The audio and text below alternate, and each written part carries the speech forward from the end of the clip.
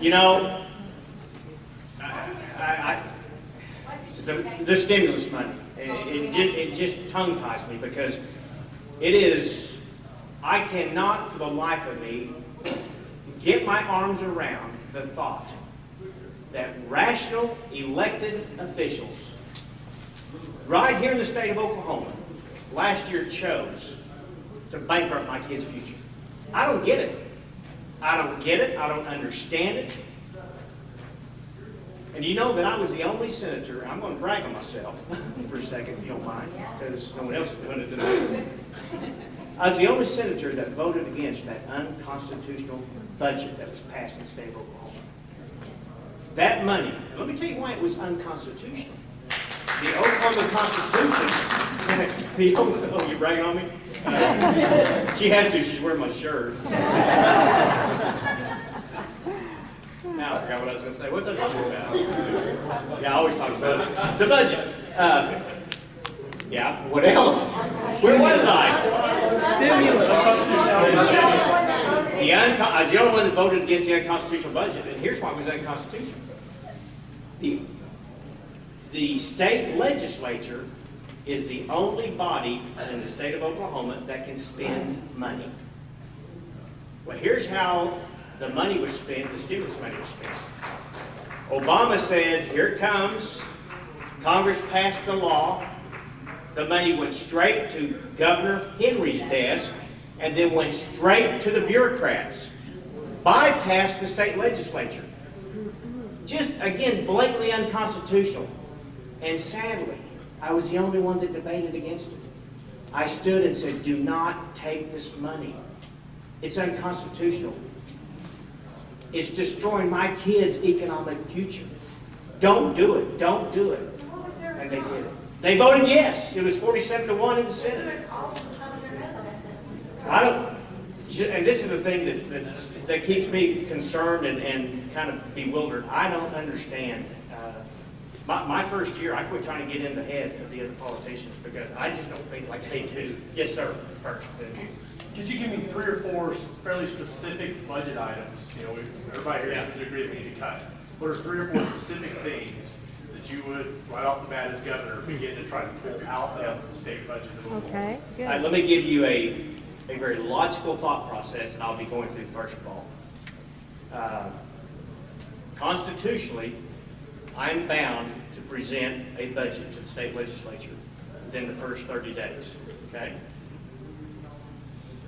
Well, what I'm not constitutionally bound to do, but I will do, that's not been done since I've been there, is to prioritize the budget. Now, what does that mean to me? Well, I believe that the nutrition centers that you're hearing about closing down all around the state for the elderly, I think maybe the nutrition centers have a little higher priority than the Jazz Hall of Fame in Muskogee, Oklahoma.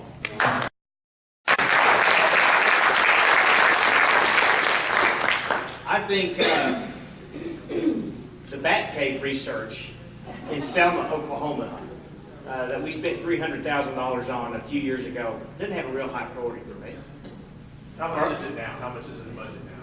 $7.1 billion, and we're going to have to take 1.3 out of that. We're going to borrow and get right back. $7.1 million? $7.1 billion. For the Bat Cave research? No. That was $300,000. What's in there now? No, that was a one-time deal. My point is, all of these things, once they get in the budget, they're there, and you just grow on them. So, 2 years ago, we gave $2.5 million, what was called the Pocket of Hope.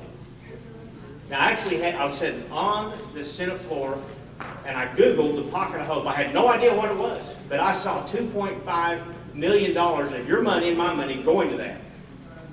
It was a rap group from Chicago that the state of Oklahoma hired to come into the state and tour our elementary and junior high schools. Oh, God. Rap. No. $2.5 million of your money. The Commerce Department needs to go away. $32 million of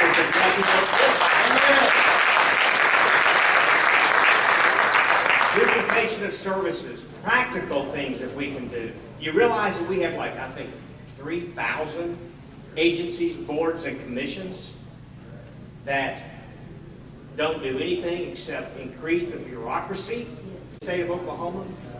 So the list is, as a matter of fact, I have given whole speeches, and I So have it's got just, Commerce and Jazz Hall of Fame. well, yeah, and actually the Jazz Hall of Fame was part of the Department of Commerce. So, I mean, the list is a mile long of pork. We have our pork projects here in the state just like Commerce does, just on a smaller level. So it's going to be about retooling and reprioritizing. And for me, it's going to be about shrinking government. I would love to have more local control. The things that we spend money on at the state level, we just should be spending money on. So far, we got 32 million bucks. Do we have anything else? This is where I'm trying to understand. You know, what are the big things that we can actually, we all agree we pay too much in all taxes. right, I don't know. I mean, I can't sit here and just rattle off things right now. You look at the different agencies that we have built over the years. We need to see what functions they perform. If you go through and look at their mission statements, I promise you probably a vast majority of those will probably have a very similar mission statement. We are in existence for economic development. OCAST is one of them. OCAST touts that they bring millions of dollars into the state of Oklahoma, which they don't. They have very nice, beautiful brochures that they bring by the state legislature. But what OCAST is this research, this state research firm that feeds money, state tax money, to businesses, high-risk businesses that a venture capitalist will not even participate with. And yet we participate to the tune of millions and millions and millions of dollars with no return, or very little. So I started to tell you, I've given a whole speech on the list of things, and I probably need to get that to you because they're a mile. Yes, ma'am. I want to know if it will help with these liberal legislatures that aren't representative of the people that are supposed to represent. Will it actually help if we schedule trips to Oklahoma City so that they can know that we're serious more than the phone calls? Sure does. Does that really help? Yes. Does it help to come and visit us? You bet it does. Now, let me tell you how the process works. If you come up, be kind, be factual, present your views, and ask your legislature, what do you think about my views? They can tell you. Well, I'll have to study that issue. It's real, you study it, But seriously, come up to the Capitol, be respectful, and present your concerns. And follow up. Make sure that they have read. Next week, call them and ask them, what do you think about that? Could you give me an answer yet? Because most of them are not going to give you an answer because they don't know. But stay on. Yeah. Yes, sir, in the back. Yeah, I was a gentleman's question a while ago about budgets. I read an article about a year ago that there were 30% more personnel in stuff like education, public works, all that kind of stuff. And that takes $2.1 billion of the budget. Right. Now we got 30 more people capital than we need. Yeah. Oklahoma has one of the highest. Yeah, Oklahoma has one of the highest percentage per capita of state employees than all the other states. Do you know that we're finally number one in something this year? We are number one in overspending in our budget, percentage-wise. Number one in the entire nation. That's pathetic. And it doesn't have to be that way. It's shameful, the lack of prioritizing our budget. We just can't have everything. We have to prioritize it. We have to, for me, it's going to be public safety, infrastructure, what else?